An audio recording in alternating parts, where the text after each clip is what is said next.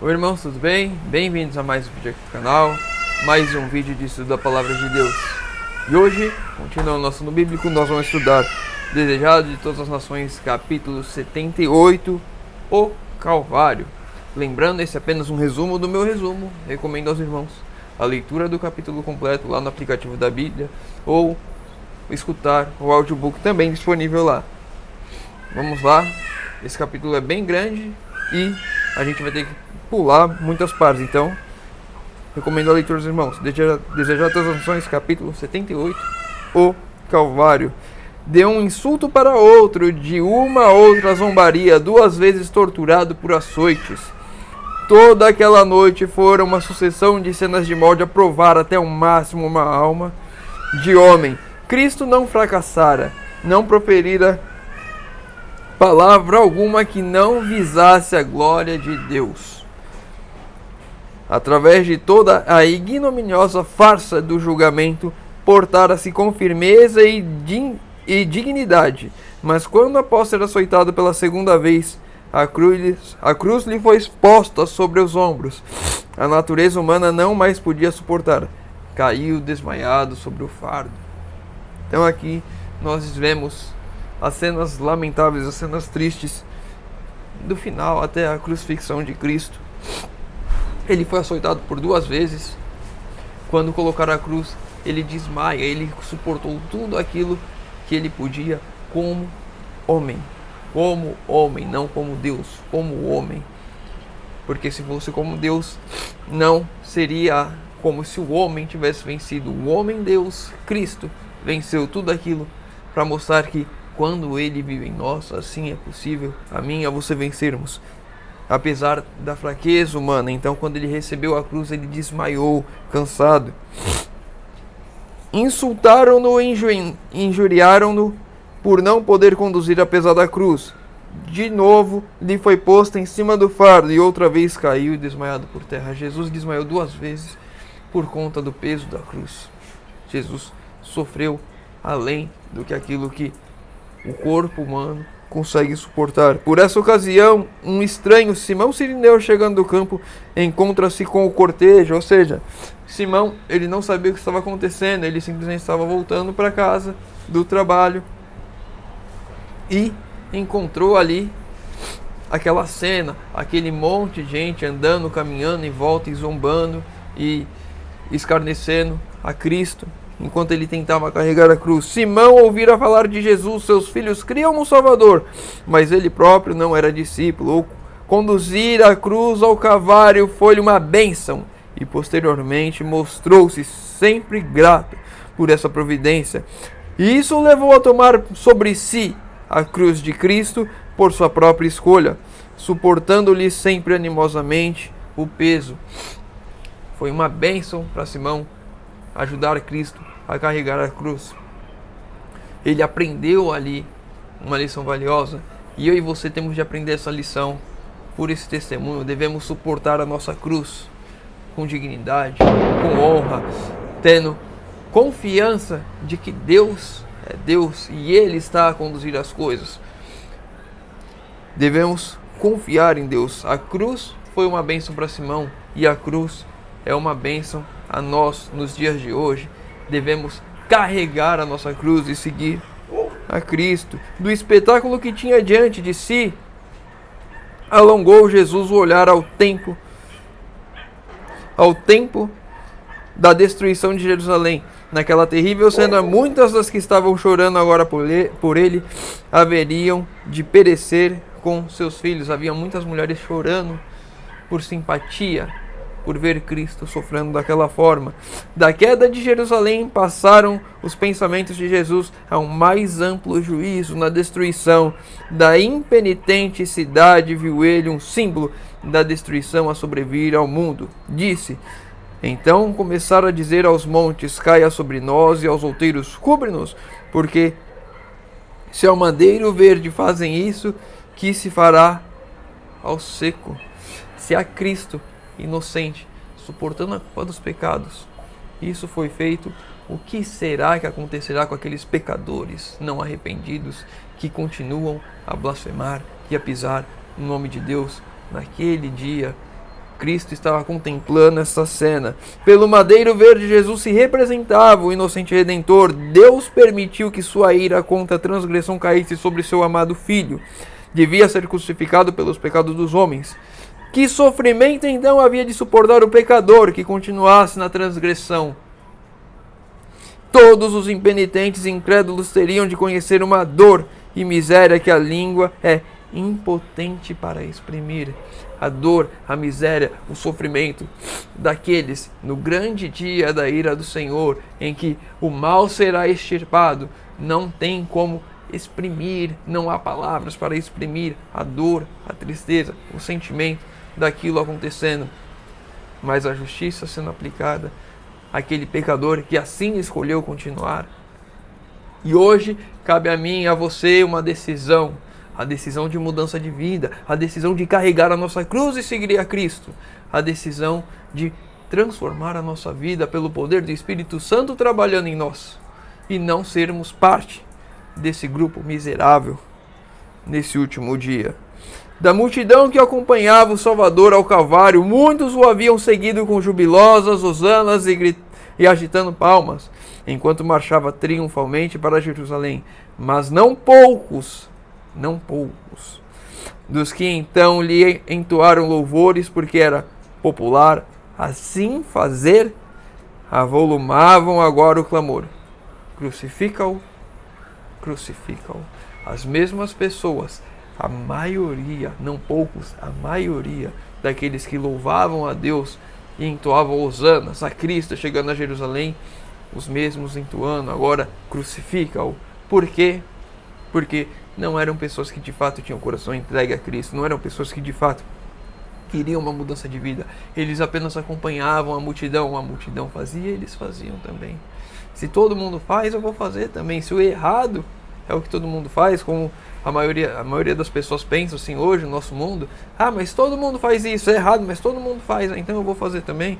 Não é assim que o cristão, o verdadeiro cristão, o converso a Cristo, age. Não é assim que ele pensa. Eu e você devemos tomar cuidado com o que a multidão vai fazendo. Olhamos hoje para algumas instituições cristãs da igreja, principalmente as faculdades, e nós vemos lá uma total desgraça, uma total miséria. O que está sendo feito, dizendo que é em nome de Deus. E aí, alguns, a maioria, povo cristão, adventista do sétimo dia, conhecedor da verdade, a igreja está fazendo, então assim eu vou fazer também. Se eles estão fazendo, então é certo. Todo mundo faz, eles estão fazendo, então eu continuo fazendo também. E não me aparto disso, não me afasto disso. Lembrando o exemplo de João, quando estava vendo o julgamento de Cristo, que estava vendo o julgamento, ele estava afastado, ele não se misturou com aqueles que se zombavam, que achincalhavam, que debochavam de Cristo. Ele viu o julgamento de Cristo mais afastado, não fez parte. Diferente de Pedro, que estava fazendo parte, por mais que não concordasse, estava ali no meio. E por isso negou 3 vezes. Devemos tomar cuidado com o que o mundo está fazendo, com o que o movimento religioso, com o que a igreja está fazendo. É a igreja verdadeira? É a igreja remanescente? É a igreja de Deus? É. Mas os líderes, muitas vezes, estão afastados desse propósito, como nós vemos no caso de Israel. Ele com os discípulos acalentavam ainda a esperança de que Jesus manifestasse o seu poder e se livrasse dos inimigos. Ela, Maria, mãe de Jesus, ela acreditava ainda nisso, e os discípulos também acreditavam ainda nisso, que Jesus iria sair dali, a manifestar seu poder, não iria sofrer aquilo. Eles não compreendiam o que Jesus estava fazendo. Ainda estavam com esperanças no que era errado. Enquanto os soldados executavam a terrível obra, Jesus orava pelos inimigos. Pai, perdoa-lhes porque não sabem o que fazem. Seu pensamento passou da dor própria ao pecado dos que o perseguiam e a terrível retribuição que lhes caberia. Jesus não estava pensando em si, Jesus estava pensando naqueles que estavam pecando, naqueles que estavam em erro, naqueles que estavam se condenando. Eu e você devemos tirar os nossos olhos de nós, do nosso sofrimento, das nossas dores, das nossas angústias, das nossas lutas e olhar um pouco para os outros. Muitas vezes eu e você podemos estar sendo perseguidos no trabalho ou em qualquer lugar que seja, estamos sofrendo por coisas externas e aí cabe a mim e a você orarmos por aqueles que nos perseguem, orarmos por aqueles que estão perdidos, orarmos por aqueles que não sabem o que fazem. Nenhuma maldição invocou sobre os soldados que o estavam tratando tão rudemente. Nenhuma vingança pediu contra os sacerdotes e príncipes que contemplavam com maligna satisfação o cumprimento de seu desígnio. Cristo se apiedou deles em sua ignorância e culpa. Só exalou uma súplica por seu perdão. Devemos orar mais pelas pessoas que estão andando em caminhos errados, em caminhos de trevas. E aqui é uma lição que eu tenho aprendido já nesse estudo. Não é de agora que eu aprendi essa lição, mas eu orava muito para Deus, para que Ele afastasse as pessoas que estão andando em caminhos errados da igreja, para que separasse logo o joio do trigo. E aqui, nesse texto e em outros que a gente já estudou, eu tive uma lição e comecei a orar diferente. Senhor, converte, o Senhor perdoa, o Senhor mostra para eles a verdade, que eles não se afastem, mas que eles mudem de vida. E essa deve ser a minha oração, essa oração. Nós vemos essas coisas erradas acontecendo no nosso meio. Não devemos orar para que Deus separe esse povo. Devemos orar para que Deus purifique esse povo, para que Deus transforme esse povo, para que Deus atue na vida deles, para que eles decidam fazer aquilo que é certo. Não soubessem eles que estavam torturando aquele que viera salvar da eterna ruína a raça pecadora e ter-se-iam possuído de remorso e horror. Sua ignorância, porém, não lhes tirava a culpa, pois era um privilégio conhecer e aceitar a Jesus como Salvador. Alguns deles veriam ainda o seu pecado, arrepender-se-iam e se converteriam. Então aqui uma coisa importante. Muitos estavam vendo, se soubessem que Cristo estava ali para salvar a humanidade, teriam o quê? Aqui, remorso e horror por aquilo que estavam fazendo. Remorso não é arrependimento. Remorso é o mesmo que teve Judas, aquele sentimento de culpa, mas não se arrependendo, iria fazer de novo a mesma coisa. Muitos teriam remorso, mas nós vemos aqui que alguns deles veriam o seu pecado, alguns deles perceberiam o erro, e alguns deles se arrependeriam e se converteriam.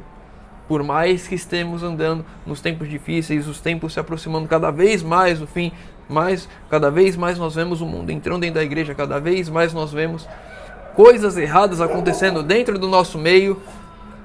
Temos de orar, porque alguns desses ainda vão se arrepender e se converter verdadeiramente. E temos que orar por nós mesmos, porque muitas vezes aí vocês somos cegos aos nossos próprios erros. Temos que orar para enxergarmos, para que Deus nos transforme, Deus nos converta, Deus faça a obra de arrependimento em conversão em nossas vidas também. Não nos acharmos mais justos do que os outros, isso é extremamente importante. Nós devemos ter isso em mente. Deus, põe em mim o teu arrependimento e o perdão, para que eu possa, Senhor, ser transformado pela tua atuação em minha vida. Aquela oração de Cristo por seus inimigos abrangeria o mundo inteiro. Não foi só por aqueles. Foi pelos nossos dias também. Foi por nós, pecadores ainda, que temos de permitir que o Espírito Santo trabalhe em nossas vidas, para sermos de fato o verdadeiro povo em que Cristo vive em cada um de nós. Envolvia todo pecador que já vivera e viria ainda a viver desde o começo do mundo até o fim dos séculos. Pesa sobre todos a culpa de crucificar o Filho de Deus. Pesa sobre mim e sobre você a culpa de crucificar o Filho de Deus. A todos é gratuitamente oferecido o perdão. Quem quiser pode ter a paz com Deus e herdar a vida eterna. Eu sou culpado por crucificar a Cristo. E ainda assim, Deus me dá o perdão. Se assim eu quiser, a todos nós, a mim e a você. A culpa de crucificar a Cristo é sua. E o perdão está às suas mãos. Basta você querer. Já estamos em 14 minutos, mas eu sei que tem os três últimos parágrafos são parágrafos que eu quero ler, que eu já separei aqui. Então eu vou dar umas puladas em alguns. Satanás, com seus anjos em forma humana, achava-se presente ao pé da cruz. O arqui-inimigo e suas hostes cooperavam com sacerdotes e príncipes. O mestre do povo havia estimulado a turba ignorante a pronunciar julgamento contra um homem a quem muitos dentre ela nem sequer tinham visto, até serem solicitados e dar testemunho contra ele. Sacerdotes, príncipes, fariseus e a endurecida plebe coligavam-se num satânico frenesi. Os guias religiosos se uniram a Satanás e seus anjos.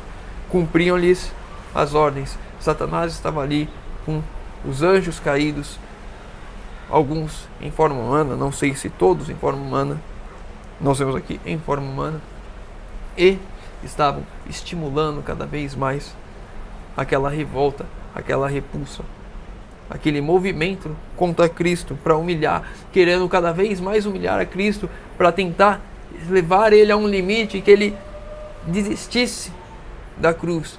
Até o momento em que Cristo disse: está consumado, Satanás tentou instigá-lo a desistir do que ele estava fazendo, a regredir. Mas nós vimos, quando nós estudamos o Getsemane, que Jesus tinha tomado decisão e ele iria fazer, custe o que custar, de dar a vida para me salvar e para te salvar. Cristo poderia haver descido da cruz, mas foi porque ele não salvou a si mesmo que o pecador tem esperança de perdão e favor para com Deus.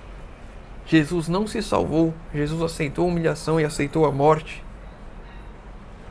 para me salvar e para te salvar.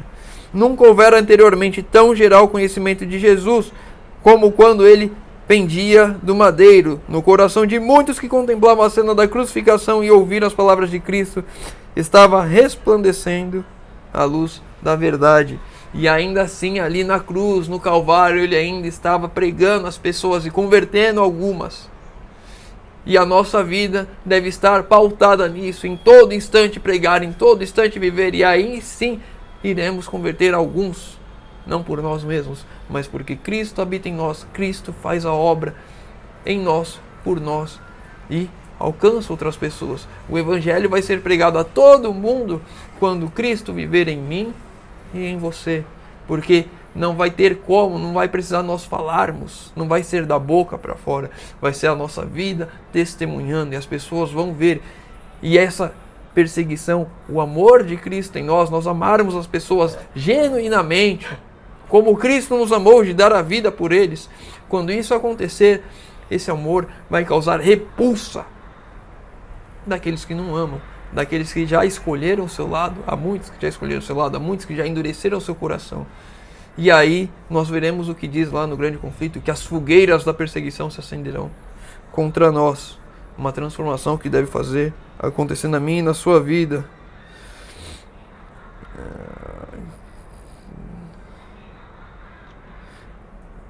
Chegou os 3 últimos parágrafos aqui, mas tinha um também que eu queria ler.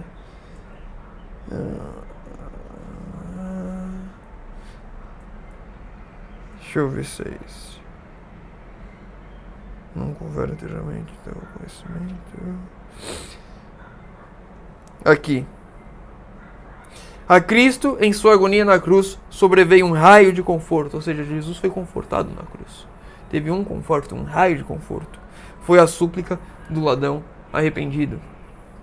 O conforto de Cristo, o desejo de Cristo para mim e para a sua vida, é que nós almejemos Ele, é que nós peçamos Ele em nossa vida, nós clamemos em oração para que o Espírito Santo trabalhe, nos converta, que possamos de fato sermos fiéis testemunhas de Cristo, para que possamos de fato permitir que Cristo viva em cada um de nós, que o caráter divino seja impresso em nossas vidas. Foi o único alívio que Cristo teve na cruz. E a gente vai ler agora os 3 últimos parágrafos, para a gente encerrar, que já estamos em 19 minutos e vamos passar um pouquinho dos 20. Satanás torturava com cruéis tentações o coração de Jesus. O Salvador não podia enxergar para além dos portais do sepulcro. A esperança não lhe apresentava sua saída da sepultura como vencedor, nem lhe falava da aceitação do sacrifício por parte do Pai. Temia que o pecado fosse tão ofensivo a Deus que sua separação houvesse de ser eterna. Cristo sentiu a angústia que há de experimentar o pecador quando não mais a misericórdia interceder pela raça culpada.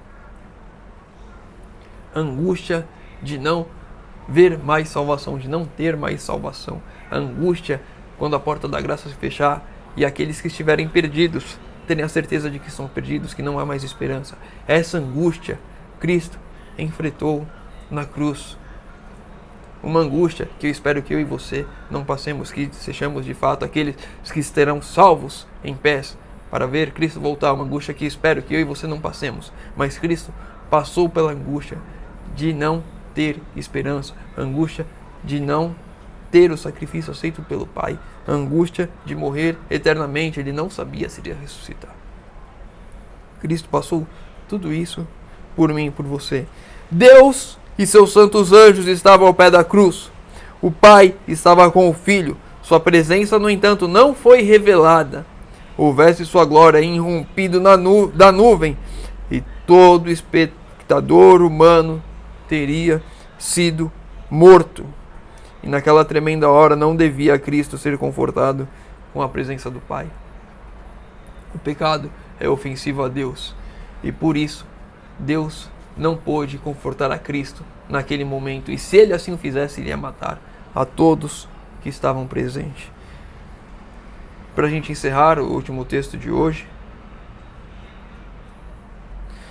E por ti, é por ti que o Filho de Deus consente em carregar este fardo de culpa.